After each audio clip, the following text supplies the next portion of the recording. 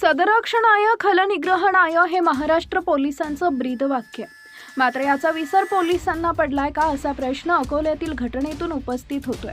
Police ठाण्याच्या लॉकअपमधील आरोपी महिलेकडे एका एएसआय पोलीस अधिकाऱ्यानं शरीर सुखाची मागणी केल्याची घटना घडली आहे. या प्रकरणी संबंधित अधिकाऱ्यावर कारवाई करण्यात आली आहे.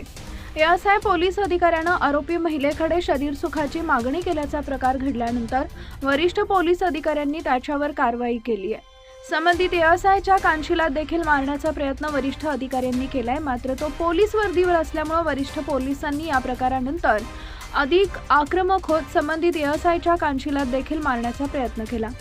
मात्र तो वर्दीवर असल्यामुळे वरिष्ठ पोलिसांनी उगारलेला हात मागे घ्यावा लागला. तू वर्दी घातलीस असं कृत्य करताना लाज कशी वाटली नाही असा सवाल वरिष्ठांनी या एएसआयला केलाय. हा संपूर्ण प्रकार मोबाईलच्या कॅमेरामध्ये कैद झालाय. हाच व्हिडिओ आता सामच्या हाती लागलाय.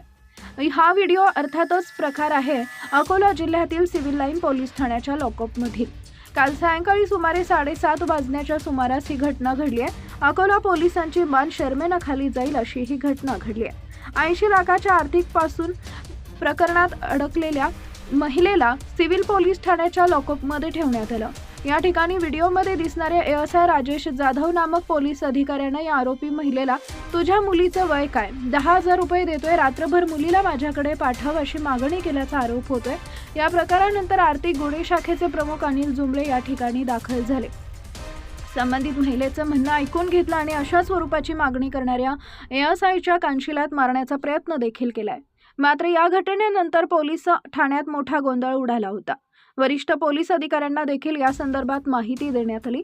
या संपूर्ण प्रकरणाची चौकशी सुरू झाली आहे. थोड्या वेळात शरीर सुखाची मागणी करणाऱ्या पोलिसांवर निलंबनाची कारवाई होणार आहे अशी माहिती पोलीस सूत्रांनी दिली आहे.